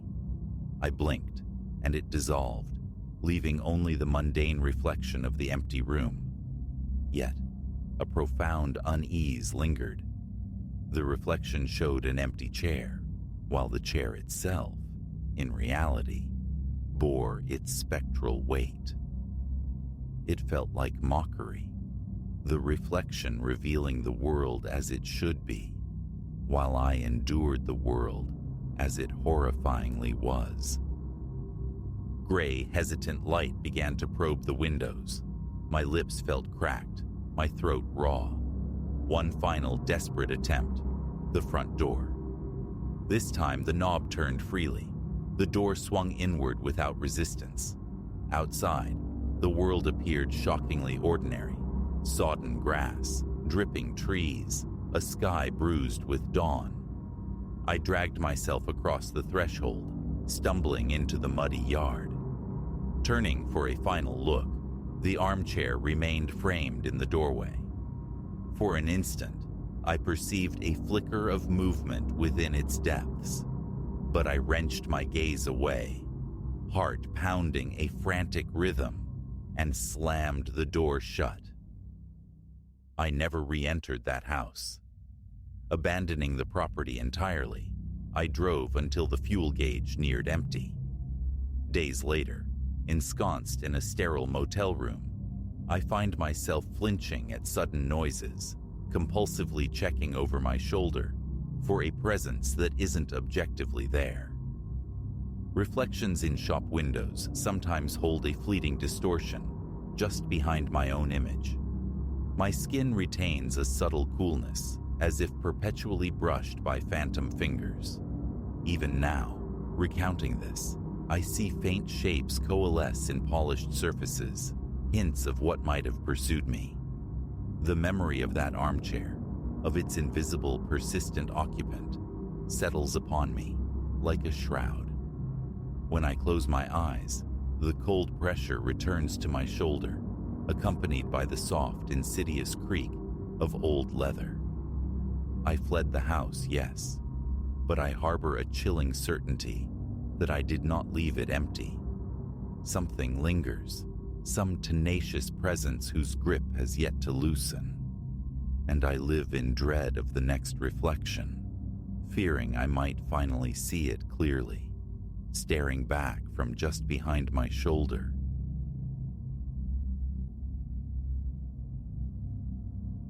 A violent crack tore the night's fabric.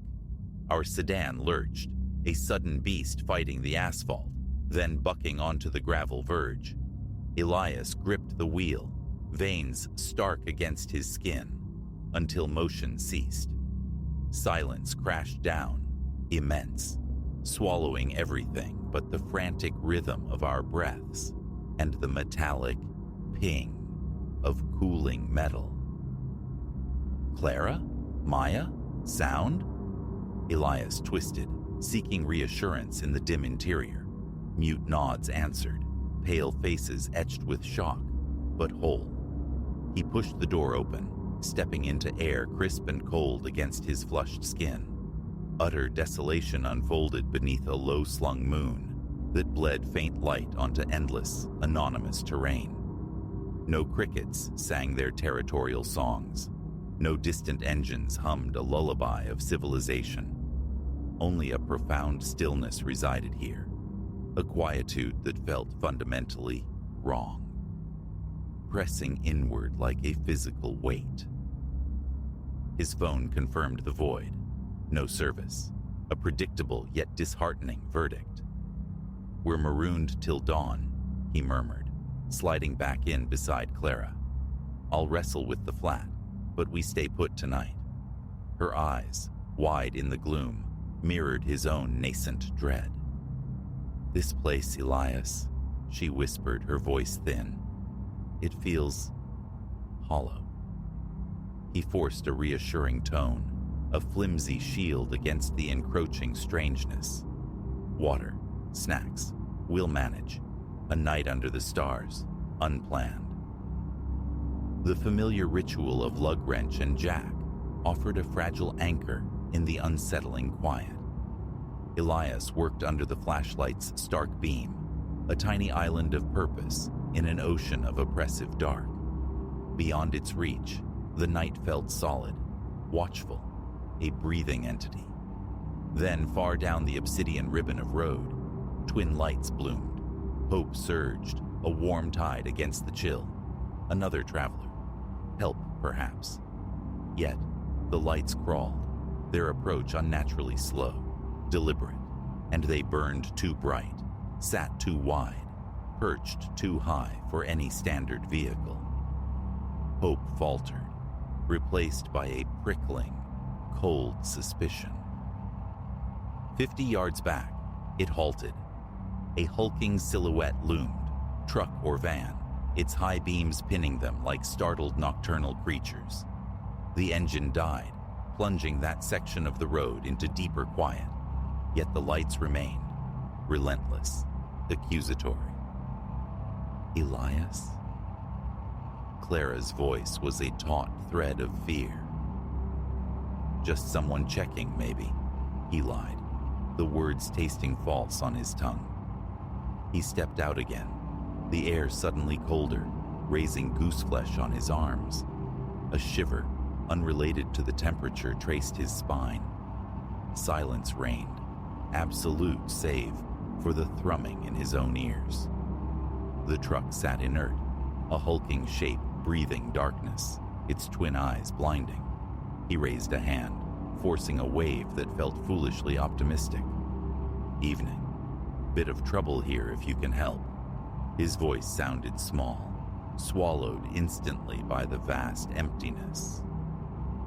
Only the unwavering glare answered. Then, distinct, unmistakable, the solid thump of a heavy door swinging shut somewhere beyond the blinding lights, followed immediately by the crunch of heavy boots on loose gravel. Invisible steps advanced. "Hello?" he called out, his voice cracking despite himself.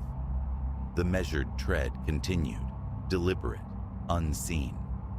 Primal fear, cold and sharp, erupted in his chest. Elias scrambled back, throwing himself bodily into the driver's seat. "Go! Go now!" Clara stared aghast. "The spare. It's not fully." "No time." Elias twisted the key. A cough, a sputter. Then the engine roared defiance against the night. He slammed the gear shift, the car lurching forward onto the highway, the ill-fitted spare thumping a panicked rhythm against the road. Behind them, swift and silent, the truck's lights pivoted, locking onto their desperate escape.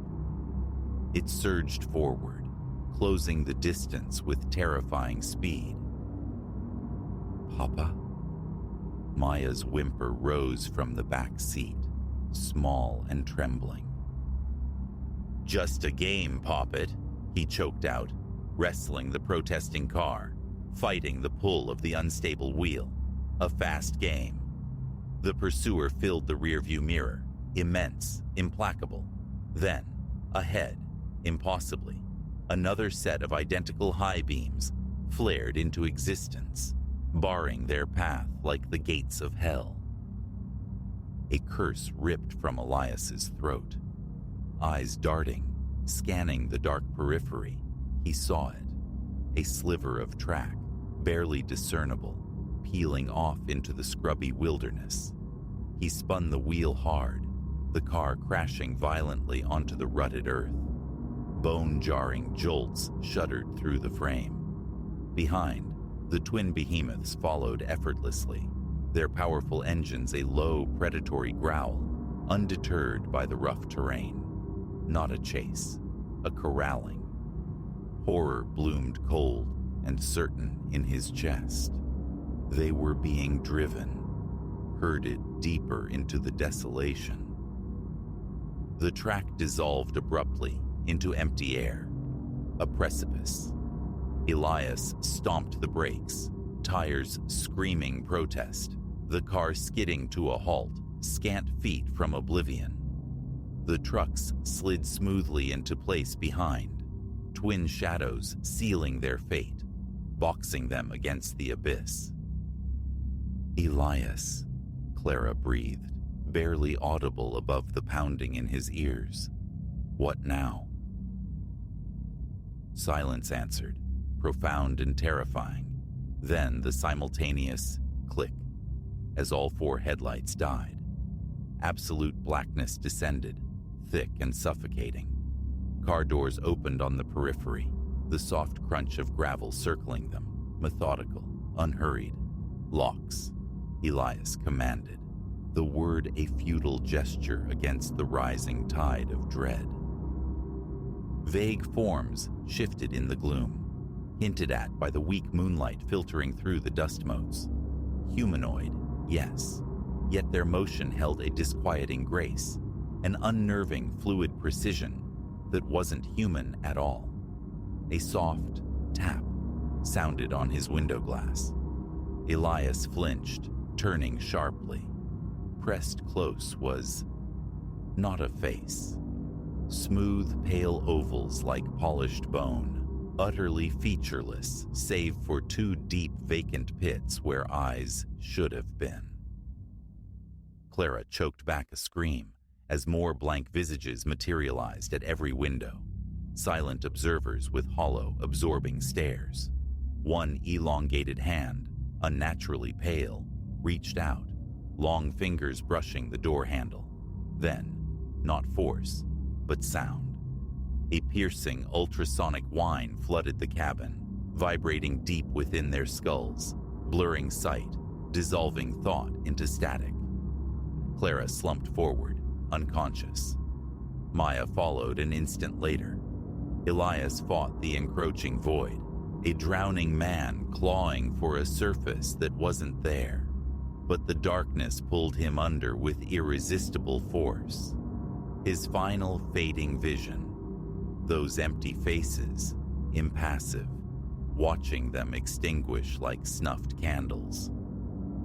Sunlight, sharp and unwelcome, jolted Elias awake.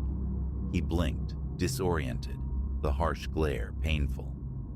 They were parked neatly on the highway's shoulder, the morning sun glinting off the windshield.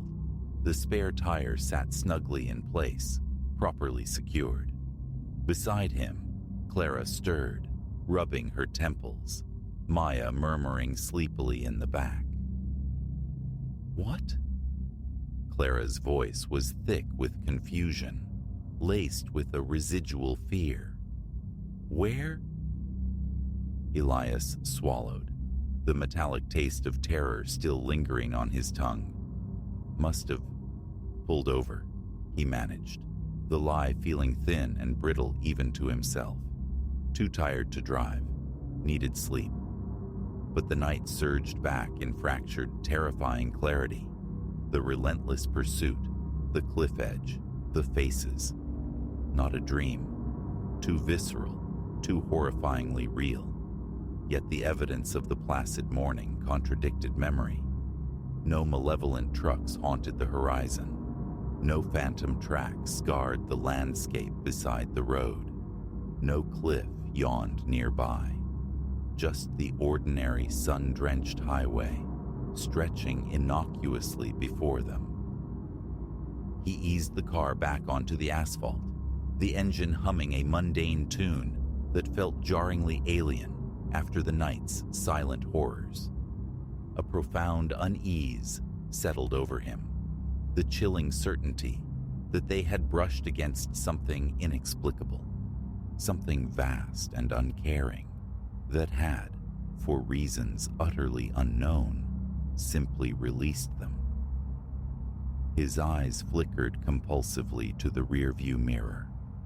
Empty road stretched behind them under the vast, indifferent sky. They drove onward, the silence in the car heavy with unspoken trauma, thick with shared nightmare. No one needed to voice the understanding that now bound them.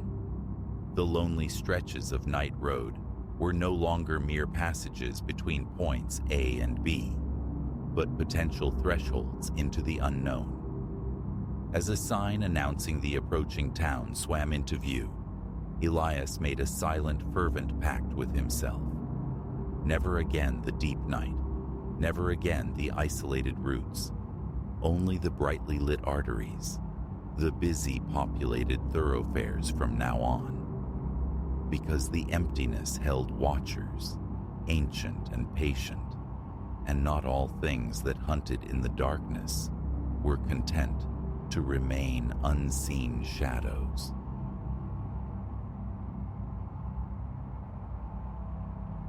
Beneath the inconsistent pulse of fluorescent tubes casting skeletal shadows, the library exhaled its sepulchral quiet. My watch face glowed. 2:17 a.m. Here, amidst the towering shelves and slumbering texts of the university's nocturnal sanctuary, the late shift usually offered balm, solitude for study, a welcome distance from the day's clamor, coin for the lean existence of a postgraduate. My name is Silas. Tonight, however, the quiet felt thin, stretched taut over something else. A prickle, cold and insistent, traced the nape of my neck, an unwelcome premonition that the silence held more than just dust motes dancing in the artificial light. I was not alone. The conviction settled, heavy and unwelcome, a sense of being observed from the labyrinthine depths of bound paper and ink. It began subtly, disturbances almost too slight to register. A single leather-bound volume tilted askew on an otherwise perfect shelf. A lone wooden chair angled away from its table, as if recently vacated by an unseen reader. Whispers of paranoia, I told myself, born of exhaustion and the bitter stimulus of cheap caffeine. Yet, as minutes bled into hours, the feeling solidified, an insidious presence coalescing in the periphery. Around the first hour past midnight, the heavy glass doors had sighed open, admitting a man. Not unheard of, the desperate student, the sleepless academic, but this arrival curdled the air. He carried perhaps 50 years, etched onto a face like weathered parchment, dominated by eyes like chips of obsidian that fixed on me with unnerving intensity. "Anything I can help you locate?" My voice, striving for professional ease, sounded brittle in the stillness. A slow shake of his head, the unnerving gaze unbroken. "No, I thank you. I am quite certain of what I seek." He had slipped between the towering stacks, a phantom dissolving into the rows of philosophy, or perhaps ancient history. I wrestled with a primal urge to track his passage. Now, more than an hour later, he remained submerged within the library's belly, and the atmosphere had grown charged, expectant, the very dust motes seeming to hold their breath. Time for a patrol, I decided. A pretext of order, a reality check against mounting dread. My own footfalls were amplified, striking the polished floor with unnerving clarity. Literature yielded nothing. Philosophy stood undisturbed. A measure of calm began to return, a fragile thing, until I rounded the corner into history and froze. There, framed by the receding perspective of the aisle, he stood, motionless. A book lay open in his hands, unread, its pages ignored. His eyes, those depthless obsidian chips, were locked onto me. A strangled pulse hammered against my ribs. I manufactured a nod, a twitch meant to resemble a smile, then pivoted, retreating with forced casualness toward the sanctuary of the main desk. My fingers, trembling, reached for the telephone receiver, poised to summon campus security. But the words died before formation. "A patron is reading, and his stillness frightens me?" Absurd.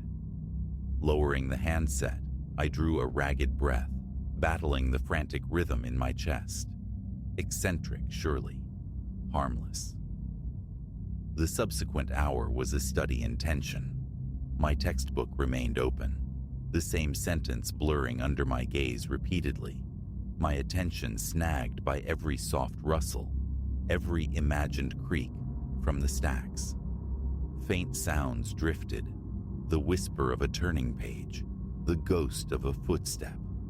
Yet the man himself remained unseen. At 3:30, the strain became unbearable. The not knowing gnawed. I had to see. My chair scraped, a violent sound in the profound quiet, as I pushed back and ventured once more into the shadowed aisles. History was deserted. A frown creased my brow, fear tangling with confusion. Where could he? I spun, intending to search elsewhere, and stifled a cry. He was there, directly behind me. So near, the faint cloying scent of aged paper and something else, something vaguely metallic, reached me. "Apologies," I stammered, attempting to sidestep. He mirrored my movement, a silent, impassable barrier. "You seem perceptive," he murmured, his voice a low, gravelly rasp. "Tell me, do you entertain notions of destiny?" My throat constricted. My mouth felt suddenly full of sand. I should return to the desk," I forced out. A smile touched his lips, transforming his face into something dreadful. "Ah, but I think not. You see, I have anticipated an encounter with someone precisely like you, one who savors the stillness, the weight of accumulated knowledge." He advanced a step. I retreated, the unyielding spines of books pressing into my back. Trapped. Panic flared, hot and suffocating. "What is it you want?" The tremor in my voice shamed me. His smile widened, revealing teeth that seemed unnaturally white, perhaps too pointed. To share something, a revelation both wondrous and terrifying. "Are you prepared to learn?" Every nerve ending screamed, "Flee, fight." Anything but this paralysis. But a profound alien fear held me pinned.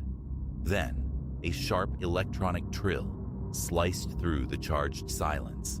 My watch alarm, the 4 a.m. reminder for the security sweep.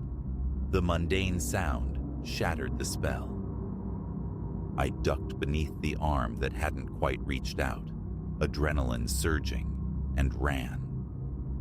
Decorum vanished. My footsteps hammered against the floor, a desperate drumbeat against the silence.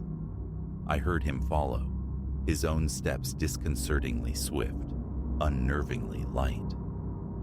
Bursting from the stacks, I aimed for the front desk, for the lifeline of the security phone. But rounding the final bookcase, horror seized me. The desk was starkly empty. The phone console, gone. A hand clamped onto my arm, spinning me around. His face loomed inches from mine, eyes blazing with a disturbing, manic excitement. "No further distractions," he hissed. "Your true education commences now." Primal instinct surged past the fear. My knee drove upward, connecting solidly. A choked grunt, and he doubled over. Seizing the moment, I shoved with all my strength. He staggered back, colliding with a metal book cart, sending volumes cascading to the floor. I didn't hesitate. I sprinted for the emergency exit, praying the alarm wasn't merely symbolic.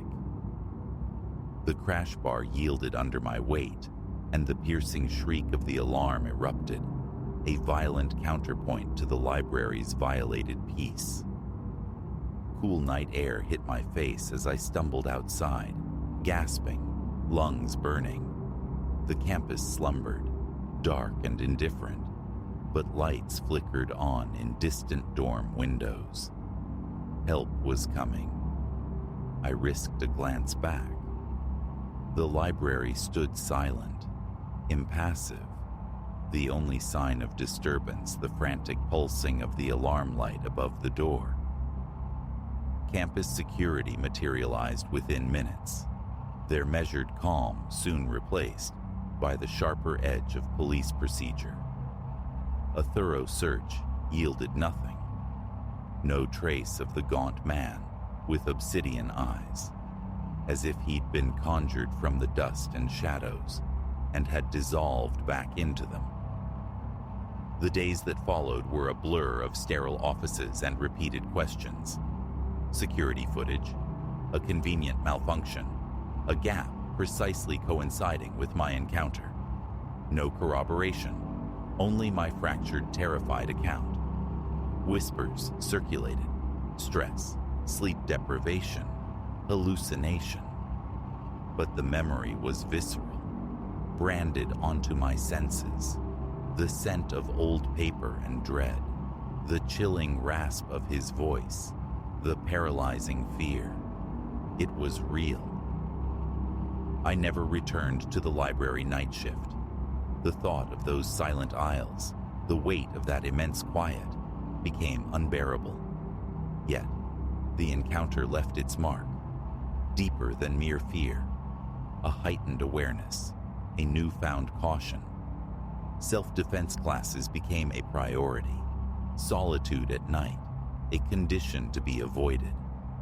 Paradoxically, a sharper appreciation for the simple, profound gift of safety bloomed. Sometimes, in the deep quiet of the night, the memory surfaces. The man, his terrible smile, the unanswered question of what he intended to show me. In those moments, gratitude washes over me. Gratitude for the fear that spurred me to action, for the instinct that clawed its way through paralysis. That night was a crucible. It forged a strength I hadn't known I possessed, proving that terror could be faced, endured, survived. Years have passed. The library's profound silence will forever hold a different resonance for me, tinged with remembered dread. But so too will the quiet strength discovered within myself. And perhaps, in the final accounting, that is not such a poor exchange. I faced the nightmare, and I endured. Whatever darkness life might yet hold, I know now I possess the resilience to meet it.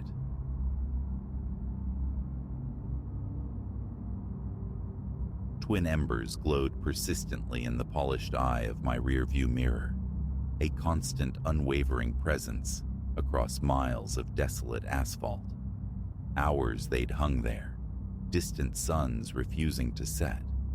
Initially, a trivial detail on the canvas of the open road.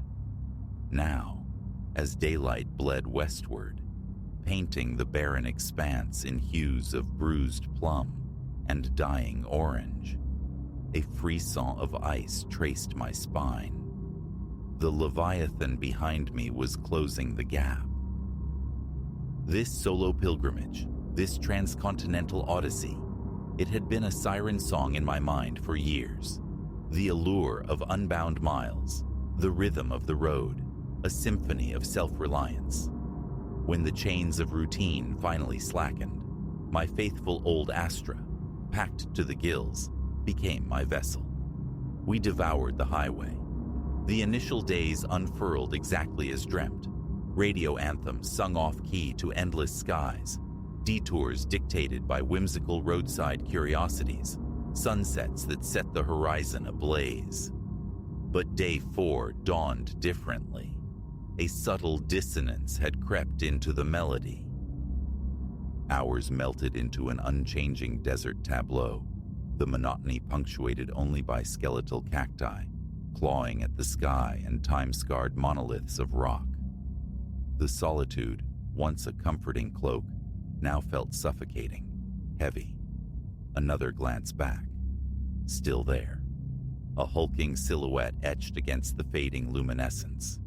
It had materialized shortly after my fuel stop at a blink-and-you-miss-it town, maybe 100 miles back. Dismissed it then. Highways host multitudes, I'd reasoned. Yet, as mile markers blurred past and the world remained devoid of other travelers, a knot of apprehension tightened low in my gut. My foot pressed down, urging the Astra onward. 70, 75, 80. The needle quivered. Behind me, the truck mirrored the acceleration with contemptuous ease, a predator maintaining perfect, unnerving parallax. Sweat slicked my palms, my knuckles bleached white against the worn steering wheel. Ridiculous, I hissed into the stale air of the cabin, batting away the tendrils of dread. Just someone heading the same way. Coincidence. The words felt hollow, brittle. A chilling deliberation underscored its unwavering pursuit. A calculated patience that felt deeply wrong. Salvation flickered ahead, a sign promising respite, a rest stop. Impulse surged, overriding caution. Perhaps I could shed this shadow in the brief anonymity of the stop. Signal blinking, heart hammering a frantic rhythm against my ribs, I veered onto the exit ramp, eyes glued to the mirror. The truck followed. The haven was stark, a paved island adrift in the twilight, dominated by a squat brick building housing necessities and humming machines. A pair of slumbering 18-wheelers occupied the far periphery. I slid the Astra into a space near the building, beneath the sputtering, jaundiced glare of a lone streetlight. Behind me, the truck rumbled into the lot, prowled a slow circle, and settled a few spaces distant. Engine idling, a fragile shield against the silence, I sat paralyzed, watching my side mirror. A door creaked open on the behemoth. A figure emerged, tall, broad.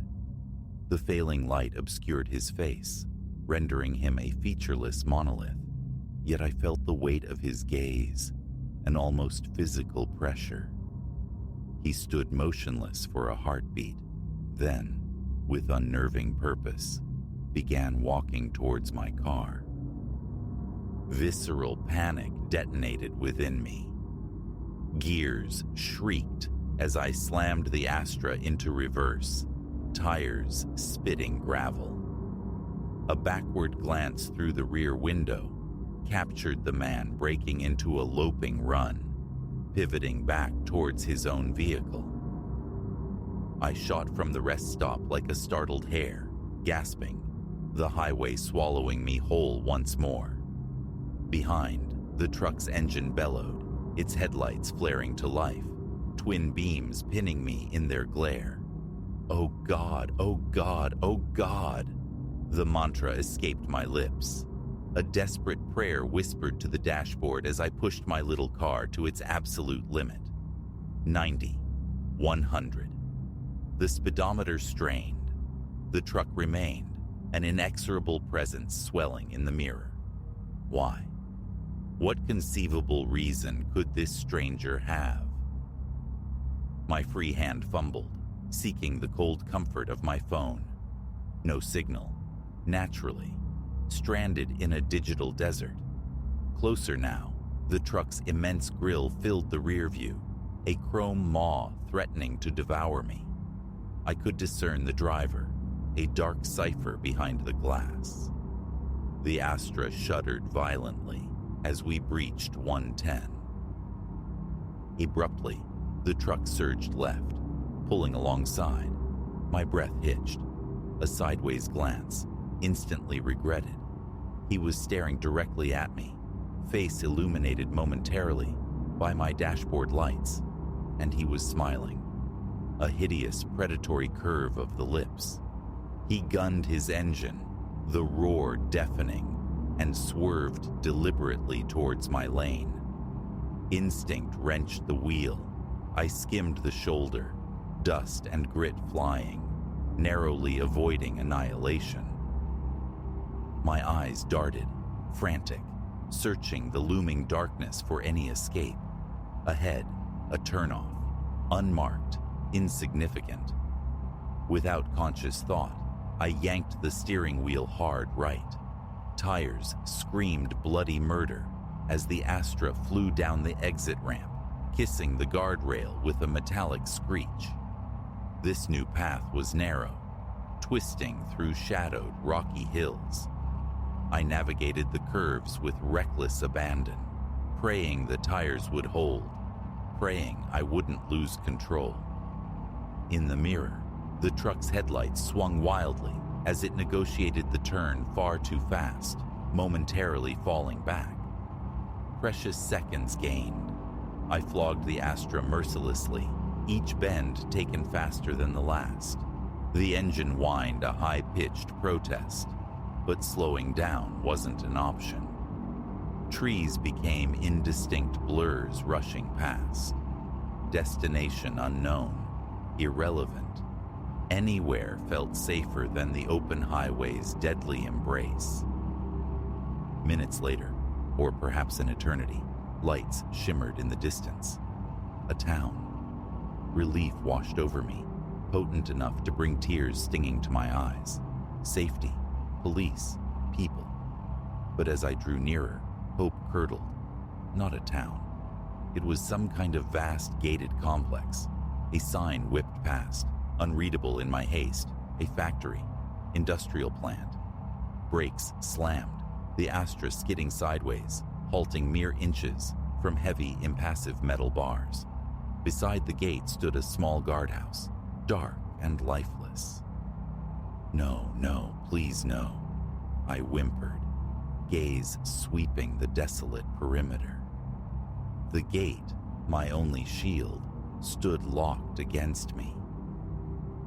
The distant growl of an engine, rapidly amplifying, galvanized me. I scrambled from the car, sprinting towards the guardhouse, desperate for a switch, a button, anything to breach the barrier. I'd barely reached the small structure when the world exploded in light and sound. Headlights blazed, accompanied by the furious roar of the pursuing engine. The truck. It had found me. Time warped, stretching thin as I watched it hurtle down the narrow road, aimed directly at me. In that horrifying instant, certainty crystallized. He wasn't slowing. He intended to ram straight through my car, the gate, and anything caught between. Primal instinct seized control. I flung myself sideways, tumbling into a shallow ditch as the truck collided with my poor Astra. A deafening cacophony of crunching steel and shattering glass ripped through the night. The impact shoved my car violently against the gate. It groaned, shuddered, but held. I lay stunned in the dirt, ears ringing, the menacing rumble of the truck's engine filling the sudden awful silence. Then, a click, a door opening, heavy footfalls crunching on gravel, approaching. "Come on out now, darlin'," a voice rasped, like sandpaper scraping over stone.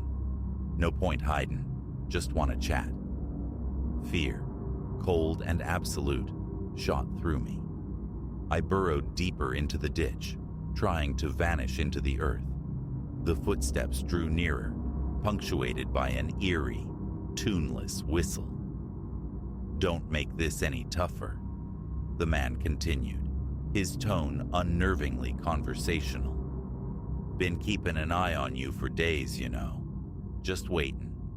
You're careful, gotta give you that. But everyone slips up sometime." Days. My blood turned to ice water. Flashes ignited behind my eyes. A hulking truck glimpsed at multiple fuel stops. A man's reflection watching me in a diner mirror. Dear God, the signs I'd dismissed. Terror held me pinned, a rabbit frozen in the hunter's glare. Even as every cell screamed, "Run." The footsteps halted directly above me. I could see his heavy boots inches from my face, outlined against the faint moonlight. "Found you," he murmured softly, almost gently. A hand shot down, clamping around my arm like a vice. A scream tore from my throat as he hauled me effortlessly up the slope. In the stark moonlight, his face was finally clear. Weathered terrain, eyes like chips of flint, a cruel twist to his mouth.